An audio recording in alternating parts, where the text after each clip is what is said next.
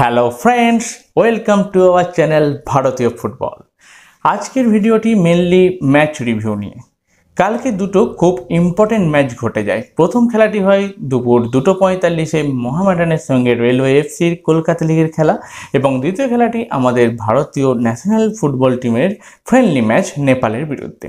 সেই দুটো খেলার সম্পূর্ণ রিভিউ নিয়ে আমরা আজকে আপনাদের সামনে চলে এসেছি, কিন্তু তার আগে বেশ কিছু আপডেট আপনাদের সঙ্গে আমরা শেয়ার করে নেব। এবং এই কথার রেস ধরেই বলতে পারি, আমাদের চ্যানেলে যারা নতুন বন্ধু তারা আমাদের চ্যানেলটিকে অবশ্যই সাবস্ক্রাইব করে রাখুন এবং পাশের নোটিফিকেশন বেলটা ক্লিক করে রাখবেন, যাতে পরবর্তী ক্ষেত্রে ভিডিওগুলো আপনারা তাড়াতাড়ি দেখতে পারেন। আর আমাদের ভিডিও কন্টেন্টগুলো যদি আপনাদের ভালো লেগে থাকে তাহলে তো অবশ্যই লাইক করবেন, যদি ভালো না লেগে থাকে ডিসলাইক করবেন, কিন্তু কেন ডিসলাইক করছেন তার মন্তব্যগুলো আপনারা কিন্তু তুলে ধরবেন। যাই হোক, আজকের এবার ভিডিও শুরু করা যাক। প্রথমেই যে আপডেটটা নিয়ে বলবো সেটা হচ্ছে আই লিগের সেকেন্ড ডিভিশনের খেলা নিয়ে। আমরা জানি আই লিগের সেকেন্ড ডিভিশন এবার কিন্তু 10টা টিমের মধ্যে হবে। সেই কোন কোন 10টা টিম সেকেন্ড ডিভিশনে খেলছে এবং তাদের যে খেলার ফিক্সচার, কবে কবে ফিক্সচার, সেইটাও কিন্তু পুরোপুরি প্রকাশ হয়ে গেল। সেইগুলি আমরা স্ক্রিনে আপনাদের দেখাচ্ছি, আপনারা সেই স্ক্রিনে দেখেও নিন। এবার দ্বিতীয় আপডেট হচ্ছে ডুরান্ড কাপ নিয়ে। গতকালই কলকাতায় কিন্তু সিমলা কাপ, প্রেসিডেন্ট কাপ এবং ডুরান্ড কাপের চ্যাম্পিয়নরা যে 3টে কাপ পাবে, সেই 3টে কাপই কিন্তু কলকাতায় চলে এলো, এবং আগামী 5 বছরে কিন্তু কলকাতাতেই হবে ডুরান্ড কাপ। আর ডুরান্ড কাপের যে সব অফিসিয়াল ব্যক্তিত্ব তারা কিন্তু 3টে মাঠ, যে 3টে মাঠে মেনলি খেলা হবে, মোহনবাগান মাঠ, যুবভারতী মাঠ এবং কল্যাণী স্টেডিয়াম, 3টে মাঠই কিন্তু তারা পরিদর্শন করলো। এই তো গেল ডুরান্ড কাপের কথা। সেই ডুরান্ড কাপে কিন্তু আমরা দেখলাম কেরালা ব্লাস্টার বা হায়দ্রাবাদ এফসি, অর্থাৎ আইএসএল দুটো টিম কিন্তু তাদের টিমও ঘোষণা করে দিয়েছে। হায়দ্রাবাদ তো অল ইন্ডিয়া টিম নিয়ে আসছে, কেরালা কিন্তু তাদের 4 বিদেশিকে আনছে। তার মধ্যে একজন আমাদের খুব পরিচিত ভুটানের প্লেয়ার চেঞ্চো, অনেক বছর ধরে ভারতে খেলছে, সেই চেঞ্চোকেও কিন্তু তারা নিয়ে আসছে। এই গেল ডুরান্ড কাপের আপডেট। এবার চলে আসি আইএসএল টিমের সাথে প্রিমিয়ার লিগে, অর্থাৎ ইংল্যান্ডের প্রিমিয়ার লিগে খেলা ওয়াটফোর্ডের সঙ্গে আমাদের আইএসএল উড়িষ্যা এফসি দুটো টিমের কিন্তু টেকনিক্যাল টাই আপ ঘটে গেল। 4 নম্বর যে আপডেটটা বলবো, সেই আপডেটটা আজকে থেকে 2-3 দিন আগেকার, কিন্তু আপনাদের জানানো হয়নি, এই জন্য ভাবলাম যে আপনাদের জানিয়ে দেওয়াটা দরকার। সেই কারণেই আমরা কিন্তু বলতে চলে এসেছি। এবং সেই আপডেটটি সম্পূর্ণরূপে এটিকে মোহনবাগানকে নিয়ে। কীরকম সেই আপডেট? এটিকে মোহনবাগান গত 2 বছর ধরে কিন্তু তাদের রিজার্ভ একজন বিদেশিকে রেখেছিলেন, যে বিদেশিকে কিন্তু আমরা দাপিয়ে খেলতে দেখেছি ভারতবর্ষে বেঙ্গালুরু টিমের হয়ে জন জনসন ডিফেন্সে। সেই জন জনসনের সঙ্গে কিন্তু কন্ট্যাক্ট ছিন্ন করে দিল। এবার যে 5 নম্বর যে আপডেটটা, সেই আপডেটটাও কিন্তু একটা খুব পুরনো ভারতীয় টুর্নামেন্ট, সেটা হচ্ছে আইএফএ কর্তারা, অর্থাৎ কলকাতা ফুটবল ফেডারেশনের কর্তারা কিন্তু ঠিক করেছে আইএফএ শিল্ড এবার হবে নভেম্বরের মাঝামাঝি বা শেষের দিকে, ঠিক আই লিগ শুরু হওয়ার আগে। আর আজকে আরেকটা কথা বলার আছে মেন ভিডিওর আগেই, সেটা হচ্ছে আজকে কলকাতা লিগে কিন্তু খেলা ছিল এসসি ইস্ট বেঙ্গলের সঙ্গে ইউনাইটেড স্পোর্টসের, কিন্তু সেই খেলাটা আপাতত পোস্টপন থাকছে বা বন্ধ থাকছে। দেখা যাক এর পরবর্তী ক্ষেত্রে কি কথাবার্তা হয়, সেই হিসাবে এগিয়ে যাবে এবং আমরা আপডেট নিয়ে আপনাদের সামনে চলে আসবো। এবার চলে আসা যাক মেন খবরে। যে খবর হচ্ছে কালকে দুটো খেলা, অর্থাৎ প্রথম যে খেলাটা নিয়ে আমরা আলোচনা করবো সেটা ক্যালকাটা ফুটবল লিগে মোহামেডান এফসির সঙ্গে রেলওয়ে এফসির খেলাটির সমস্ত রকম কথাবার্তা নিয়ে। প্রথমেই বলি, খেলার প্রথম থেকে শেষ অবধি আলোচনার আগে প্রথমেই খেলার শেষে যে অংশটা ঘটে গেল, অর্থাৎ পুরস্কার বিতরণী অংশে দেখতে পেলাম যে ম্যান অফ দ্য ম্যাচ দেওয়া হলো কিন্তু শেখ ফয়াজকে। এইখানে কিন্তু আমার একটা প্রশ্ন আছে, শেখ ফয়াজ কেন ম্যান অফ দ্য ম্যাচ হবে? প্রথমত দেখুন, শেখ ফয়াজ হচ্ছেন একজন ইয়াংস্টার, বলা যেতেই পারে ভারতবর্ষের ইয়াংস্টার, মোহামেডান টিমের ইয়াংস্টার তো বটেই, এবং তার অনেক পটেনশিয়াল আছে, বল খুব জোরের সঙ্গে নিয়ে যেতে পারে এবং ড্রিবল করারও ক্ষমতা আছে, সমস্ত কিছু জানলাম। তা বলে একজন ইয়াংস্টারকে এই রকম ম্যাচে কি ম্যান অফ দ্য ম্যাচ দেওয়া উচিত, যেখানে 60 মিনিটে একটা ইজি গোলের সুযোগ, বলা ভালো গোলকিপারও গোলে ছিল না, সেই বলটা ঠান্ডা মাথায় গোলে রাখতে পারলো না, তারপরেও কিন্তু সে ম্যান অফ দ্য ম্যাচ হলো। কেন ম্যান অফ দ্য ম্যাচ হলো? একটা গোল করেছে এবং বল নিয়ে বেশ কয়েকবার গোল বক্সে ঢুকেছে। বেশ কয়েকবার বলতে আমি যদি খুব ভুল না করি, খেলায় 2বার গোল বক্সে বল নিয়ে ঢুকেছে এবং একটা গোল করেছে। সেই গোলের কিন্তু কারিগর ছিলেন অবশ্যই নিকোলাস স্টোজানভিক, এটা কিন্তু ভুললে চলবে না। যাই হোক, আমার মনে হয় যে ম্যান অফ দ্য ম্যাচ যারা নির্বাচন করছেন ক্যালকাটা ফুটবল লিগে বা সমস্ত লিগে, কালকে তো আমাদের ইন্টারন্যাশনাল ফ্রেন্ডলি ম্যাচেও দেখলাম যাকে নির্বাচন করেছে সেটাও আমাদের ঠিক পছন্দ নয়, সেটা নিয়ে আপনাদের সামনে আমরা বলবো। কিন্তু তবু আমি একটাই বলবো, ম্যাচ রিপোর্টার্সদের বা যারা নির্বাচন করছেন তারা দয়া করে ঠিকঠাকভাবে নির্বাচন করুন। আর একটু যদি খেলার সঞ্চালনাটাও যদি ভালো হয় সেই দিকটা একটু লক্ষ্য রাখবেন, এটা আমি আইএফের কাছে কিন্তু আমাদের চ্যানেলের পক্ষ থেকে অনুরোধ করলাম। যাই হোক, খারাপভাবে কিন্তু কথাটা নেবেন না, আর যদি কিছু ভুল করে থাকি তাহলে আমরা আপনাদের কাছে ক্ষমা প্রার্থী। যাই হোক, এবার খেলার ভেতরে আসা যাক।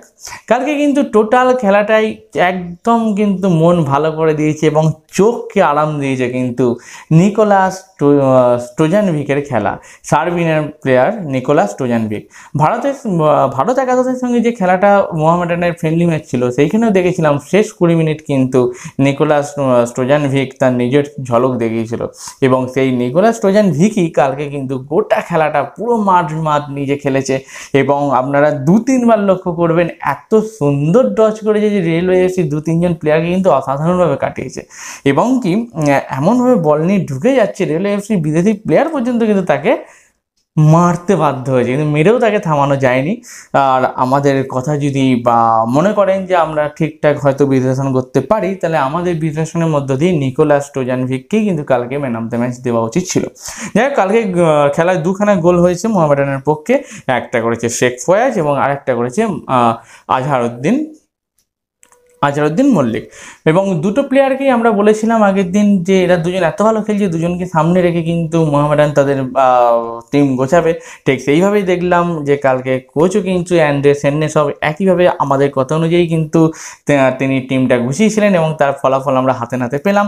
যে রেলওয়ে এফসি ক্যালকাটা ফুটবল লিগে এত ভালো খেলে যাচ্ছিল তাদেরকে কিন্তু পর্যদস্ত করলো। হ্যাঁ, রেলওয়ে আমার মতে একটা গোল দেওয়া উচিত ছিল, ইজি গোল তারা মিস করেছে। এবং শুধু সেইটাও যদি ধরি, আমাদের মোহামেডানও কিন্তু আরও 2টো গোল দেওয়া উচিত ছিল, যেখানে শেখ ফয়েজি কিন্তু 2টো গোল দিতে পারতো, 2টো গোল মিস করেছে। এই জন্যই বলছি যে তাকে হয়তো ম্যান অফ দ্য ম্যাচটা দেওয়া উচিত ছিল না।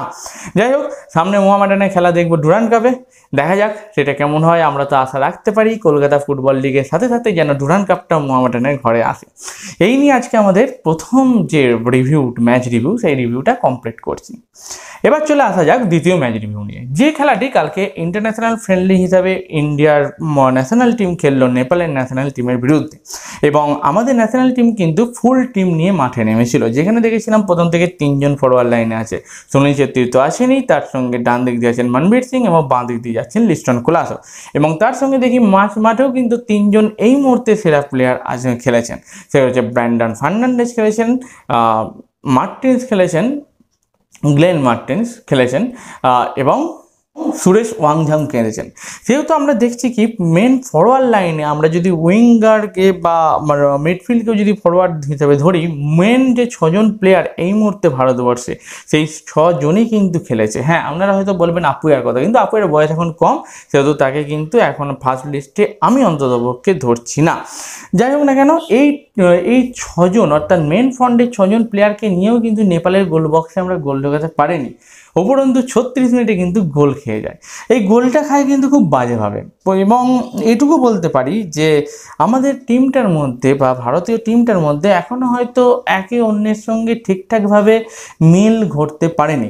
নতুবা চেংলান সানা সিং মতো এত বড় মাপের একজন ডিফেন্ডার, যাকে তো সন্দেশ ঝিঙ্গানের পরই বলা যায় সেকেন্ড ডিফেন্ডার এবং এখন বর্তমানে ভারতীয় টিমের ফার্স্ট সেন্ট্রাল ডিফেন্ডার, তিনি কিভাবে পেছনের বলটা ওইভাবে ঠেলে দিলেন, যেখানে গুরপ্রীত সিং সান্ধু আসতে পারলো না বা সুভাশিস সেটা কভার করতে পারলো না। পুরো নেপালের প্লেয়ারের হাতে বল, অঞ্জন বিস্তা তার হাতে বল এবং সেই বলটা নিয়ে সোজা গোলে ঢুকিয়ে দিল, যেন মনে হচ্ছে একদম সমস্ত কিছু ফাঁকা, তুমি এসো চুরি করে নিয়ে চলে যাও। যাক, নেপালের যে গোলটা করেছে সেটা বলা যায় ভারত তাকে গোল করার সুযোগ দিয়েছে। তবে হাফ টাইমের শেষ মুহূর্তে অর্থাৎ 45-46 মিনিটেই নেপাল বাইরে থেকে যে একটা শট মেরেছিল, সেটা গুরপ্রীত যদি না সেভ করতো তাহলে হয়তো কালকে আমরা হেরেই বাড়ি ফিরতাম। এবং এইখানে একটা কথা বলি, গোটা ভারতবর্ষ জুড়ে এবং সব জায়গায় সোশ্যাল হ্যান্ডেল থেকে শুরু করে সোশ্যাল মিডিয়া থেকে শুরু করে সব জায়গায় দেখতে পাচ্ছি ইগর স্টিমাককে হাঁটানোর কথা বলছে। হ্যাঁ, এক পক্ষে দেখতে গেলে আমিও কিন্তু বা আমরাও কিন্তু ইগর স্টিমাকের পক্ষে কোনো কথা বলবো না, কিন্তু যদি ফুটবল নিয়ে কথা বলতে হয় তাহলে ফুটবলের সমস্ত টেকনিক্যাল বিষয়গুলো কিন্তু জানা আপনার দরকার। তো সেই জায়গায় দাঁড়িয়ে আমরা খুব ভালোভাবে জানি যে সেই কোচ ততটাই ভালো যতটা সেই টিম বা তার টিম সেকেন্ড হাফে খেলে। আমরা কিন্তু ইগর স্টিমাক আসার পর থেকেই দেখেছি ইন্ডিয়া ফার্স্ট হাফে যতটা না ভালো খেলে সেকেন্ড হাফ কিন্তু ততটাই ভালো খেলে।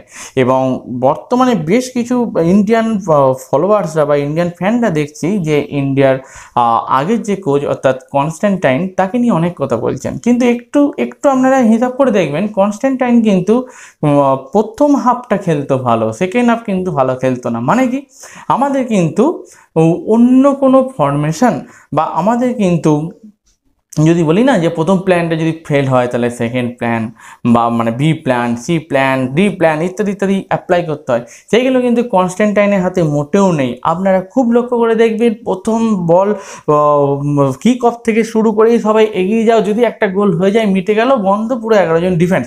এইটা হতো কিন্তু কনস্ট্যান্টাইনের খেলার পদ্ধতি। তার কোনো আমরা কোনো বি প্ল্যানও দেখতে পাইনি, সি প্ল্যানও দেখতে পাইনি। কিন্তু স্টিমাকের ক্ষেত্রে দেখি কি বরাবর কিন্তু ইন্ডিয়া সেকেন্ড হাফ ভালো খেলছে, সে যার সঙ্গেই হোক না কেন, ইউএইর সঙ্গে হোক, সেটা নেপালের সঙ্গে ঘটে গেল সেইটা হোক, বা আগেকার যে ম্যাচগুলো সেইগুলোর ক্ষেত্রে কাতার বা ওমান প্রত্যেকের বিরুদ্ধে। এবং এখানে আরেকটা কথা বলি, ওমান বললাম বলে মনে পড়ে গেল, গতকাল কিন্তু যদি সব কিছু ঠিকঠাক চলতো তাহলে কিন্তু ওয়ার্ল্ড কাপের যে কোয়ালিফায়ার্স ম্যাচগুলো হচ্ছে সেই ওয়ার্ল্ড কাপ কোয়ালিফায়ার্সে কিন্তু আমাদের ইন্ডিয়া টিম জাপানের বিরুদ্ধে খেলতো। সেই না হোক, জাপানের বিরুদ্ধে খেললো না, নেপালের সঙ্গে খেললো। আমরা হয়তো ভেবেছিলাম সেই জ্বালা জড়ানোর জন্য নেপালকে একদম ডমিনেট করবে সেইভাবে, কিন্তু সেটা করতে পারলো না। সেকেন্ড হাফের 60 মিনিটের মাথায়, 60 মিনিটের আশেপাশে এরম মাথাতেই আমাদের গোলটা হয়। সেই গোলের কারিগর তো অবশ্যই সুনীল ছেত্রী, এবং ওত পেতে থাকা বাঘের মতো যদি অনিরুদ্ধ থাপা না গিয়ে বলটা জালে জড়াতো তাহলে হয়তো গোলটা হতো না। তারপরেও সেকেন্ড হাফে কিন্তু আমরা দেখেছি এমন এমন সুযোগ, যে সুযোগগুলো থেকে গোল করে দেওয়া উচিত ছিল।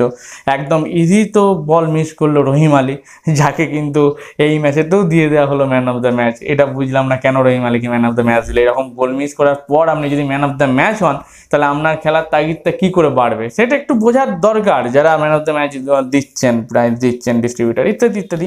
যাই হোক, কালকে ইন্ডিয়ার ম্যাচটা যেটা উচিত ছিল, আশা করব পরের ম্যাচ ইন্ডিয়া জিতবে।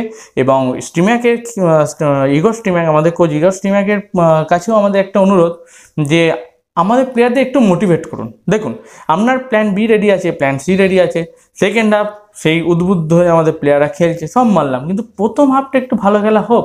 প্রথম হাফ কেন ইন্ডিয়া খেলতে পারছে না?